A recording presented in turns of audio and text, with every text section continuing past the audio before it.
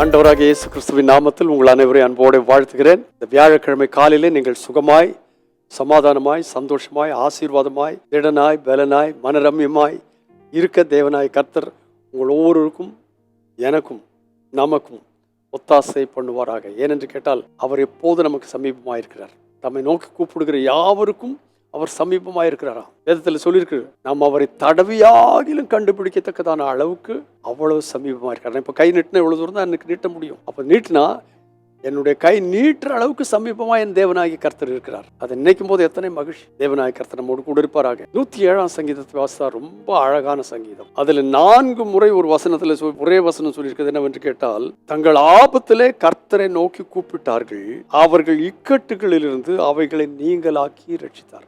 அதாவது 4 விதமான இக்கட்டுகளை இந்த வசனங்களிலே நாம் பார்க்கிறோம். அதை எல்லாவற்றையும் நான் சொல்லவில்லை, ஒரு பகுதியை நான் சொல்ல போகிறேன். ஆனால் இந்த சங்கீதத்தை வாசித்தால் முதல் வசனத்தில் சொல்லியிருக்கு, கர்த்தரை துதியுங்கள், அவர் நல்லவர், அவர் கிருபை என்றும் உள்ளது. மறந்துடாதீங்க, கர்த்தர் நல்லவர். அவர் நல்லவராக இருக்கிறதுனால அவரை துதிக்கணும். ஏன் துதிக்கணும்னு கேட்டா, அவருடைய கிருபை என்றும் உள்ளது.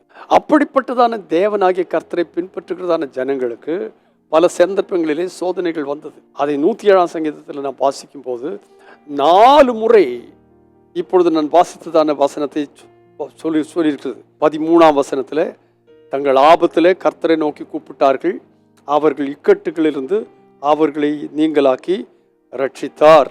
19ஆம் வசனத்திலேயும் அவ்விதமாய் சொல்லியிருக்கிறது. அதே போல 28ஆம் வசனத்திலையும் சொல்லியிருக்கிறது. அப்போ என்னென்று கேட்டால், தங்கள் ஆபத்திலே கர்த்தரை நோக்கி கூப்பிட்டார்கள் என்று சொல்லி 4 முறை இந்த வசனத்தை சொல்லி இருக்கிறது. தங்கள் ஆபத்திலே கர்த்தரை நோக்கி கூப்பிட்டால் தேவன் அவர்களை கைவிட மாட்டார். விசேஷமாக நான் இன்றைக்கு சொல்ல வந்த வசனம் என்னென்று கேட்டால் 28 அதாவது அதுக்கு முந்தின வசனம் அவங்களுடைய சூழ்நிலை என்று கேட்டால், அவர் கட்டளையிட பெருங்காற்று எழும்பி அதன் அலைகளை கொந்தளிக்க பண்ணும். அப்போ கொந்தளிப்பின் நடுவில் இருக்கிறார்கள். ஆகாயத்தில் ஏறி ஆழத்தில் இறங்குகிறார்கள். அந்த கொந்தளிப்பு நிமித்தமாய் அலைகளின் மேலே ஏறி ஏறி இறங்குகிறார்கள். அவருடைய ஞானமெல்லாம் மூழ்கி போகிறது. இதுல தப்பித்துக்குள்ள வழி இல்லை. அப்பந்தான் 28ஆம் வசனம் சொல்லியிருக்கு, அப்பொழுது தங்கள் ஆபத்தில் அவர்கள் கர்த்தரை நோக்கி கூப்பிடுகிறார்கள், அவர்கள் இக்கட்டுகளுக்கு அவர்களை நீங்களாக்கி விடுவிக்கிறார். சோ எப்படி அந்த விடுதலை தருகிறார்? கொந்தளிப்பை அமர்த்துகிறார், அதன் அலைகள் அடங்குகிறது. அப்போ கொந்தளிப்பு அமர்ந்து அலைகள் அடங்கி போகும் பொழுது அமைதல் உண்டாயிற்று. இறையாதே அமைதலாயிரு என்று ஆண்டவராகிய கர்த்தர் சொன்னார். காற்றும் கடலும் அவருக்கு கீழ்ப்படுகிறது என்று சீஷர்கள் ஆச்சரியப்பட்டார்கள். அந்த அமைதல் உண்டாததுனால அவர்கள் சந்தோஷப்படுகிறார்கள். இந்த காலவேளையில் உங்களுடைய வாழ்க்கையில கொந்தளிப்பு அலைகள் பெருகி கொண்டிருக்கிறதா?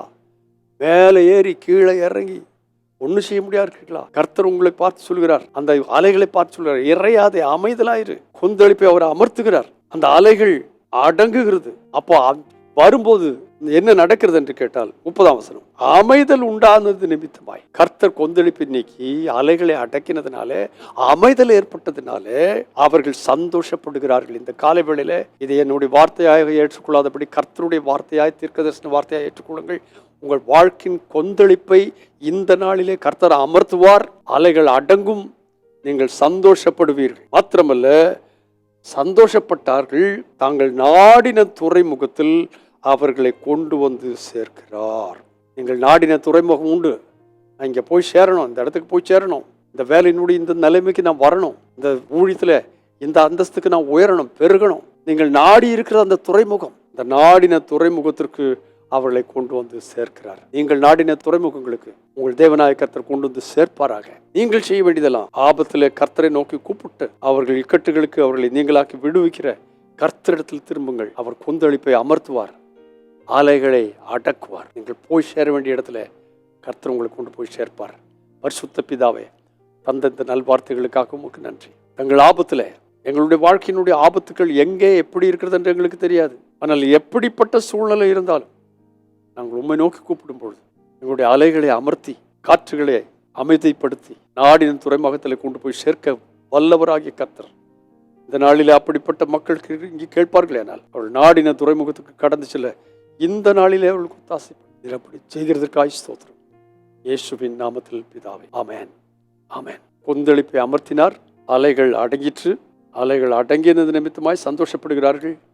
நாடின துறைமுகத்துக்கு, நீங்கள் நாடின துறைமுகத்துக்கு கர்த்தர் உங்களை கொண்டு போய் இந்த நாளிலே சேர்ப்பாராக. God bless you abundantly again and again and again and again. Amen.